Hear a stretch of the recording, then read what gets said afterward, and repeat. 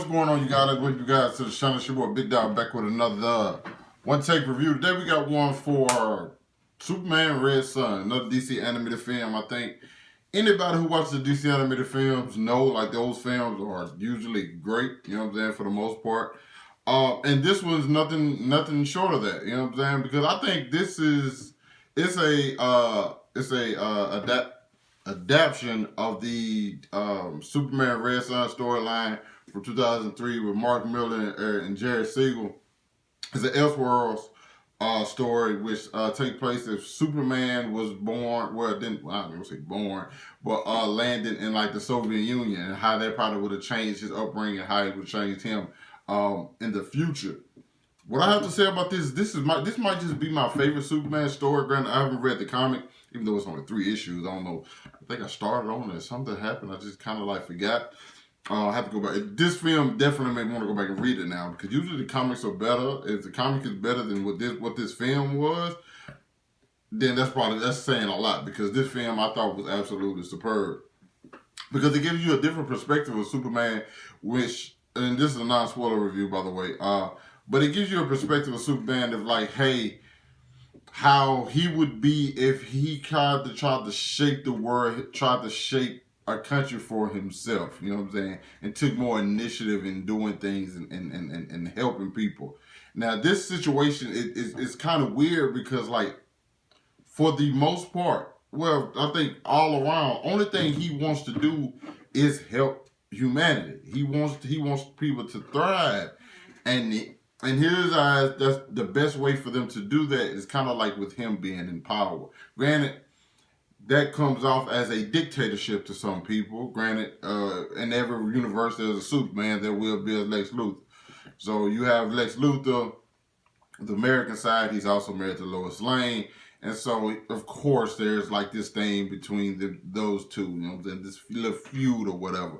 But Superman doesn't relish on that. He's just like, hey, I'm gonna let them do them, and I'm gonna control this side over here, and we gonna prosper because I'm the guy at the top, and I'm not and because he ended up seeing some stuff when he got older that kind of like, I ain't gonna say broke him, but like made him rethink the way he was doing things to begin with, because he's always been like a part of the Soviet Union and like their efforts to like better the world and so on and so forth. But like he quickly realized like the people at the top are still just men, you know what I'm saying, and like they gonna make certain mistakes, and so he has this God complex, but it doesn't come off like that, you know. It comes off as just like a guy trying to do the right thing, and like there's nobody more powerful than him. So who's the best person to help people get to where they want to be other than him? Like somebody who's all powerful, you know what I'm saying? So he doesn't see what he is doing as wrong, because he's solving wars, you know, taking out people taking out countries of people who are oppressing their people, all of this. But at the same time, while it's going on, you have people who are like, no, we should be able to make our own decisions. Like, you don't realize it, but like you're just as bad as the people before you.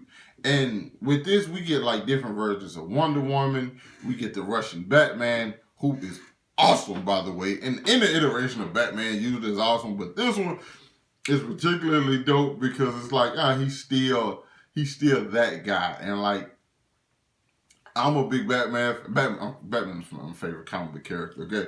So the moment we get between him and Superman is superb, and we also get to see where like Batman comes from, and his ideology makes sense. I don't think Superman understands the ideology earlier in the film, but like later on when he comes to fruition, he's like, okay, I get it now. And I think it's just one of those things of like, you have to let people be people. You know, they're going to make some mistakes, some good, some bad, but you just kind of have faith that the world is going to shape itself and get better. Granted, in all actuality, will it? Maybe. but for the most part, humans are garbage, and probably not, But there are times where you get to see, like, they're almost at that point, and like in his mind, he's like, okay, once they get to that point of like completely destroying themselves, that's when I'll step in. But like he has to, he doesn't quite understand. He doesn't really have faith in man. Granted, they haven't given him a reason to. So some of the stuff he's seen in his life, what I'm saying, and he kind of like view every human as the same because like we're all flawed, and they think that's like kind of like gonna be destruction of us all. It's a very very complex Superman. I think this actually might be my favorite Superman. Listen, him growing up in the Soviet Union, like it was a different way to tell the story. But I think this story can be told from an American standpoint or any other kind of standpoint because it's the same concept in a way. It's just certain things led him down this path since he was born here. But I feel like those paths could have still been taken the same way if he was born in like with the Superman that we know. It's just he would have to see certain things happen. So it's a very, very complex story, and I think it's probably, me personally, I think it's my favorite Superman story because it's not the Superman that we know, which I'm not huge on Superman, but I think it made me understand. I think it made me appreciate the character of Superman even more, though. And because, like I said, he's just a guy who wanted to do good, and since he thought he was who he was, he would have been able to accomplish that easier. But only to find out it was actually harder, and because we have a few people who show up. We have a few people who show up. Like I said, we had Batman, Wonder Woman, Green Lantern, we had Brainiac, Lex Luthor, Lois Lane. It's just a few different people, and I think they're all utilized very, very well. It's a lot of stuff that happens in this film, but I don't think any of it. I think everything gets this like ample amount of time in the film, and like it helped push the story and the narrative forward. And where I like the end, I really enjoyed the ending of this thing. I think I kind of like saw some stuff going on, like I don't know about that, but once it got to the end, I was like, yeah, that makes sense to me. So yeah, Superman vs. Sun is definitely a must watch for DC fans. Superman fans are like I said, I think it gave me a real appreciation for the character more so than any of the other Superman storylines have given me. So yeah, definitely check it out. Yeah, that's the end. That's the end of the video, you guys. Let me know what you thought about the film if you've seen it down in the comment section. Let me know if you read the comic as well, and if you've seen the comic and the movie. How I don't want to know how they differentiate, but like let me know if the comic is as good or even better than the film. Let me know that down in the comments. Hit that like button, subscribe to my channel. Once again, thanks for watching, and I'll catch up with you guys later. Peace.